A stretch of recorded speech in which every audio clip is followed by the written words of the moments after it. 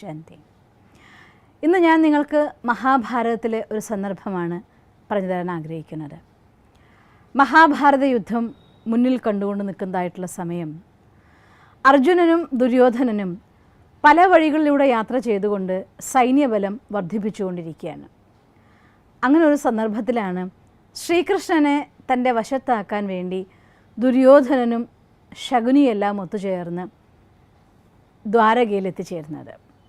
ബലരാമൻ്റെ കയ്യിൽ നിന്ന് ആദ്യം ആര് കാണുന്നോ ശ്രീകൃഷ്ണൻ അവരുടെ കൂടെ നിൽക്കും എന്നൊരു ഉറപ്പോട് കൂടിയിട്ട് വളരെ വേഗത്തിൽ ദുര്യോധനൻ ശ്രീകൃഷ്ണൻ്റെ അരികിലേക്ക് യാത്ര ചെയ്യുകയാണ്. എന്നാൽ ഈ വാർത്ത അറിഞ്ഞപ്പോൾ ഞാനായിരിക്കണം ആദ്യം മാധവൻ്റെ മുന്നിലെത്തുന്നത് എന്ന് പറഞ്ഞുകൊണ്ട് അർജുനനും യാത്ര തുടർന്നു. എന്നാൽ അർജുനൻ പിന്നിലും ദുര്യോധനൻ മുന്നിലുമായിട്ടാണ് ശ്രീകൃഷ്ണൻ്റെ അറയിലേക്ക് കയറി ചെല്ലുന്നത്. ശ്രീകൃഷ്ണൻ തൻ്റെ മഞ്ചത്തിൽ പതുക്കെ മയക്കത്തിൽ വിശ്രമിച്ചുകൊണ്ടിരിക്കുകയാണ്. അറയിലേക്ക് കയറി ചെല്ലുന്ന സമയത്ത് ദുര്യോധനൻ ഞാൻ രാജാവാണ് എന്ന അഹങ്കാരത്തോടു കൂടെ ചിന്തിക്കുകയാണ്. രാജാവായ ഞാൻ ഒരിക്കലും കാൽക്കലുള്ള പീഠത്തിലിരിക്കാൻ പാടില്ല, തലയ്ക്കുള്ള പീഠത്തിലാണ് ഇരിക്കേണ്ടത്. അതുകൊണ്ട് തലയുടെ അപ്പുറത്തിരിക്കുന്നതായിരിക്കുന്ന ഒരു പീഠത്തിൽ കയറി ദുര്യോധനൻ ഇരിപ്പുറപ്പിച്ചു. ശ്രീകൃഷ്ണൻ്റെ ഉറക്കത്തിന് യാതൊരു ശല്യവും ഉണ്ടാക്കിയില്ല. കുറച്ച് സമയം കഴിഞ്ഞപ്പോൾ അർജുനൻ ആ അറയിലേക്ക് കയറി വന്നു. അർജുനനും കൃഷ്ണൻ്റെ ഉറക്കത്തെ യാതൊരു വിഘ്നം ഉണ്ടാക്കാത്ത രീതിയിൽ മുറിയിൽ കയറി ചിന്തിക്കുകയാണ്, ഭക്തന് ഭഗവാന്റെ കാലിലാണ് സ്ഥാനം, അതുകൊണ്ട് ഞാൻ ഭഗവാന്റെ കാൽക്കലിരിക്കട്ടെ എന്ന് ചിന്തിക്കുകയാണ്. കുറച്ച് സമയം കഴിഞ്ഞു. ശ്രീകൃഷ്ണൻ കണ്ണു തുറന്നു. സ്വാഭാവികമായിട്ടും നമുക്കറിയാം, തലയുടെ പിന്നിലിരിക്കുന്ന ഒരാളെയല്ല ഉറക്കമുണരുന്ന ആദ്യം കാണുന്നത്, കാൽക്കലിരിക്കുന്ന ആളെയാണ്. അപ്പോൾ അർജുനനെ കണ്ടപ്പോൾ ചോദിക്കുക, അർജുന എപ്പോൾ വന്നു, എന്താ വന്നത്, ഞാൻ ഉറക്കത്തിലായി കണ്ടില്ലല്ലോ എന്ന്. അപ്പോൾ കൃഷ്ണൻ അർജുനനെ കണ്ട് ചോദിച്ചു കഴിഞ്ഞപ്പോൾ ഉടനെ ദുര്യോധനൻ പറയുകയാണ്, അയ്യോ അങ്ങനെയല്ല ശ്രീകൃഷ്ണ, ഞാനാണ് ആദ്യം വന്നത് ഇവിടെ, ഞാൻ നേരത്തെ വന്നുകൊണ്ട് ഇരിപ്പുണ്ടായിരുന്നു എന്ന് പറയുകയാണ്. അപ്പോൾ കൃഷ്ണൻ പറയും, അതെന്തോ ആയിക്കോട്ടെ, ഇനി ആദ്യം വന്നത് നിങ്ങളാണെന്നുണ്ടെങ്കിൽ ദുര്യോധനനും അർജുനനും രണ്ടാളും എൻ്റെ ബന്ധുക്കളാണ്, രണ്ടുപേർക്കും ഒരുപോലെ ഫേവർ ചെയ്യാനേ എനിക്ക് സാധിക്കൂ. അതുകൊണ്ട് ഞാനൊരു കാര്യം ചെയ്യാം, ഒരു ഭാഗത്ത് എൻ്റെ അതീവ ശക്തിശാലിയായിരിക്കുന്ന സൈന്യം, മറുഭാഗത്താണെങ്കിൽ ഞാൻ ഒറ്റയ്ക്ക്, ഞാനാണെങ്കിൽ ഒട്ടും യുദ്ധം ചെയ്യൂല, ആരെ വേണമെന്നുണ്ടെങ്കിൽ ദുര്യോധനൻ തന്നെ നിശ്ചയിച്ചോട്ടെ എന്ന് പറയുകയാണ്. അപ്പോൾ ദുര്യോധനൻ പറയുകയാണ്, എനിക്ക് അങ്ങയുടെ സൈന്യത്തിന് മതി. മനസ്സിൽ വിചാരിക്കുകയാണ്, യുദ്ധം ചെയ്യാത്ത കൃഷ്ണനെ ആർക്ക് വേണം എന്ന ചിന്തയോട് കൂടിയിട്ട് എനിക്ക് അങ്ങയുടെ സൈന്യത്തെ മതി എന്ന് പറയും. അപ്പോൾ അർജുനൻ പറയും, ഭഗവാനെ എനിക്ക് അങ്ങയെ മാത്രം മതി, എനിക്ക് മറ്റാരും വേണ്ട എന്ന് പറയുകയാണ്. ഇവിടെ മഹാഭാരത യുദ്ധത്തിൻ്റെ അവസാന ജയം അത് ലോകം മുഴുവൻ അറിയുന്ന ജയമാണ്. ആരുടെ കൂടെ ഭഗവാനുണ്ടോ അവരുടെ കൂടെയായിരിക്കും ജയം. പക്ഷേ അല്പബുദ്ധികളായിരിക്കുന്ന മനുഷ്യന്മാർ, സ്ഥൂലബുദ്ധികളായിരിക്കുന്ന മനുഷ്യന്മാർ സ്ഥാനം, മാനം, ധനം, ജനം ഇവയൊക്കെ ആരുടെ കൂടെയുണ്ടോ അവരാണ് ജയിച്ചത് എന്ന് തെറ്റിദ്ധരിക്കുന്നു. എന്നാൽ ഭഗവാൻ ഒരു ജീവാത്മാവിൻ്റെയും കർമ്മത്തിൽ കൈ കടത്തൂല്ല.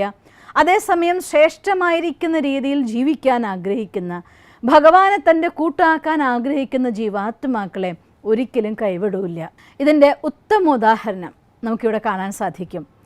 കൃഷ്ണൻ പറയുകയാണ്, ഇവിടെ പരമാത്മാവിൻ്റെ സ്ഥാനത്താണ് ശ്രീകൃഷ്ണനെ മഹാഭാരതത്തിൽ കാണിക്കുന്നത്. കൃഷ്ണൻ പറയുകയാണ്, എനിക്ക് രണ്ടുപേരും ഒരുപോലെ ബന്ധുക്കളാണ്. നിങ്ങളൊന്ന് ആലോചിച്ച് നോക്കിയേ, ഒരേ സമയം ഭഗവാന്റെ അടുത്തേക്ക് വിവേകാനന്ദനും ബിൻ ലാദനും ഒന്നിച്ചു ചെന്നാലും ഭഗവാൻ നീ ബിൻ ലാദനാണ്, തീവ്രവാദിയാണ്, മാറിപ്പോ, നീ വിവേകാനന്ദനാണ് വാ എന്ന് പറയില്ല. ഭഗവാൻ എല്ലാ ജീവാത്മാക്കളോടും സ്നേഹം തന്നെയാണ്. എന്തുകൊണ്ടാണെന്നറിയോ? ഈ മുഴുവൻ പ്രപഞ്ചത്തിൻ്റെ രചയിതാവ് ഭഗവാനാണ്. അതുകൊണ്ട് ഒരമ്മയ്ക്ക് തൻ്റെ മക്കളെ എല്ലാവരെയും ഒരുപോലെ സ്നേഹിക്കാനേ സാധിക്കൂ. ഈ സൃഷ്ടിയുടെ അമ്മയായിരിക്കുന്ന ഭഗവാനും ഈ ലോകത്തെല്ലാ ജീവാത്മാക്കളെയും സ്നേഹിക്കാനേ സാധിക്കൂ. എന്നാൽ സ്നേഹത്തിന് രണ്ട് വശമുണ്ട്. ഒന്ന് കരുണയാണ്, മറ്റൊന്ന് വാത്സല്യമാണ്.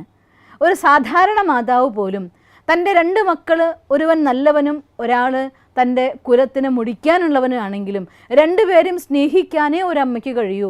പക്ഷേ ഒരു മകനോട് കരുണയായിരിക്കും. പാവം എൻ്റെ കുഞ്ഞ്, ഇവൻ എനിക്ക് നല്ലതാക്കണമല്ലോ എന്നുള്ള വിചാരം. മറ്റേ കുട്ടിയെ കാണുമ്പോൾ വാത്സല്യം കൊണ്ട് ഓ എൻ്റെ മോൻ എൻ്റെ കുലത്തിന് മാനം സംരക്ഷിക്കുന്നവെന്ന് വിചാരിക്കും. രണ്ടും സ്നേഹത്തിൻ്റെ രണ്ട് ഭാവങ്ങളാണ്. അതുകൊണ്ടാണ് ഭഗവാൻ പറയുന്നത് രണ്ടാളും എനിക്ക് ഒരുപോലെ ബന്ധുക്കളാണ്. ഈ ലോകത്തെ സർവ്വജീവാത്മാക്കളും ഭഗവാന്റെ ബന്ധുക്കളാണ്. പക്ഷേ തൻ്റെ കർമ്മം തിരഞ്ഞെടുക്കാനുള്ള സ്വാതന്ത്ര്യം എല്ലാ ജീവാത്മാക്കൾക്കും ഉണ്ട്. അതുകൊണ്ട് തന്നെ അർജുനൻ തിരഞ്ഞെടുക്കുന്നു ഭഗവാനെ എനിക്ക് അങ്ങയെ മതി, ധർമ്മം മതി. ദുര്യോധനൻ പറയുന്നു എനിക്ക് സൈന്യം മതി, യുദ്ധം മതി എന്ന് പറയുന്നു. അതുകൊണ്ട് യുദ്ധം ഒരിക്കലും വസ്തുക്കൾ കൊണ്ട് തൻ്റെ ജീവിതത്തെ സംരക്ഷിക്കാൻ അധർമ്മത്തിന് സാധ്യമല്ല. കരബലം കൊണ്ട് ഒരിക്കലും തന്നെ ഈ ലോകത്ത് സമാധാനം കൊണ്ടുവരാൻ സാധ്യമല്ല.